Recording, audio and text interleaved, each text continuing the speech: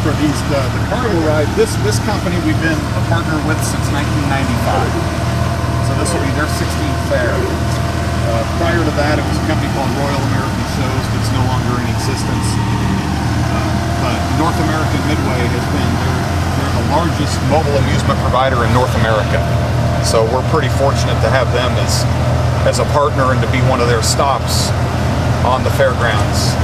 Well, we just passed the one of the Prono Pup stands, and recently the gentleman that operated that for a number of years passed away. Correct. How important is that going to be this year to the fair, of just kind of having kind of an antiqueness, kind of genuine feel to the fair?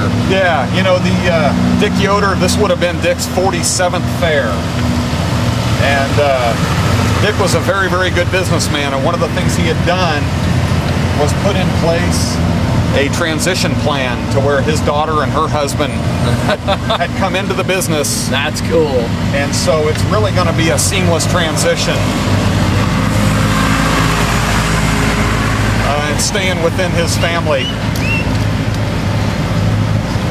And you know, 5 Prono Pup locations, and when Mr. Yoder passed, there were some people asking, are they still going to be there? And we can assure everyone that yes, they would be. There was nothing to worry about. Now with the carnival rides and getting set up, and you know, even today with the rain and everything, do you guys, did you pick September because it's relatively a stable, you know, September, October, it's a stable month, couple months to have outside activities? You know, it's not real hot, it's not real cold, you're not going to get rained on every day. Right. Because earlier this year, the Wichita River Festival, they pretty much literally got rained out. Yeah. Well, we hope not rained on every day, James, but the 2 days I've talked to you this week, it's either been raining, it's been raining where you're at both times. So, but is it strategy basically to do it to where you don't have to worry about the elements? You're not going to have to ever shut it down because of a tornado coming through. You certainly hope not. But you know, one of the that's a great question. I don't know the exact answer, but I think a lot of it had to do, and still has to do, with the routing of carnivals, vendors, because they go from fair to fair. And this one was probably scheduled in such a way that the carnival at the time, or vendors at the time, were going from one fair to the next, and this was the next possible time for them to do a fair.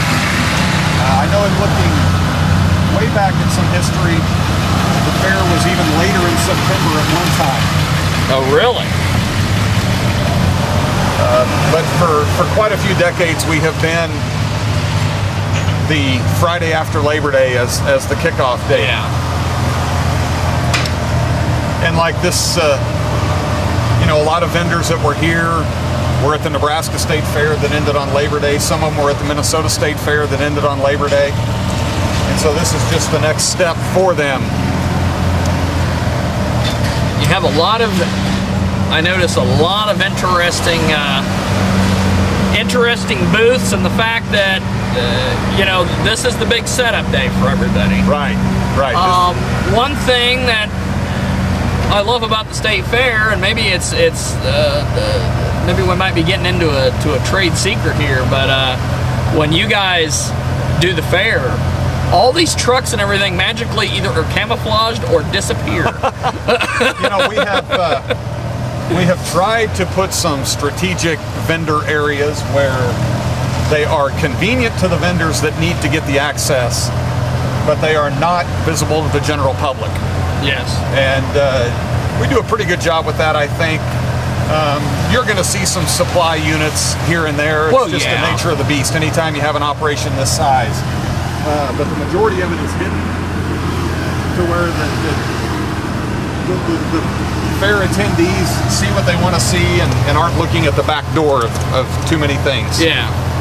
Now, I know years ago, and I think I still have relatives that set up here to this day. I had some relatives at Hammersmith's on my grandparents' side who were very big into the farm machinery. Oh, really? So, Okay. Yeah, probably so. That's so I think they still set up every year. You know, we're starting to get into some of the ag exhibits, and there's more of them over to the west that we'll go by. But that's, you know, a real important part of the fair. That's a lot of it is why the fair started. You and I were having coffee, cussing and discussing who has the best wheat or the best cows. And so somebody hired a judge, they ordered ribbons, and here we were, and settled it. Now, another thing that I noticed is probably one of my favorite old-fashioned rides is the old mill. That's right. That's pretty much a permanent fixture, though, and they just go in through it to upgrade. Right, it is because of the water channels that you travel through, you know, those are built of concrete blocks, and so it's been a part of the fairgrounds since 1915. Oh, wow. I know they try to scare me every year, and they usually succeed. Yeah, well, that's good. That's good. This building over here to my right is a very interesting story, the encampment building. It's another one that dates to the 1930s. Awesome. During the fair, a lot of 4-H FFA activities take place in it. Upstairs, the second story, are dormitories. There's sleeping up there for 576 people. Oh, my word. 4-H FFA, their families, when they come down for the fair.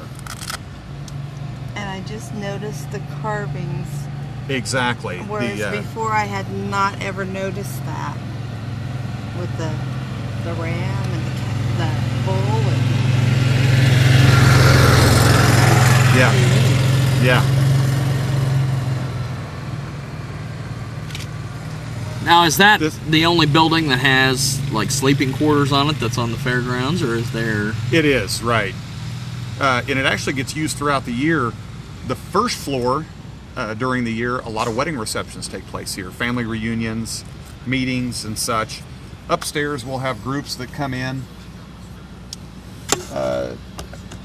to, you know, a scout group may be coming down to the Cosmosphere.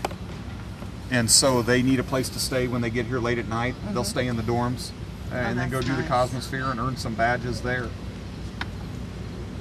remarkable setup. During World War II, it was used to house German POWs. Oh, really? Oh, gosh. They stayed there, were brought in, and then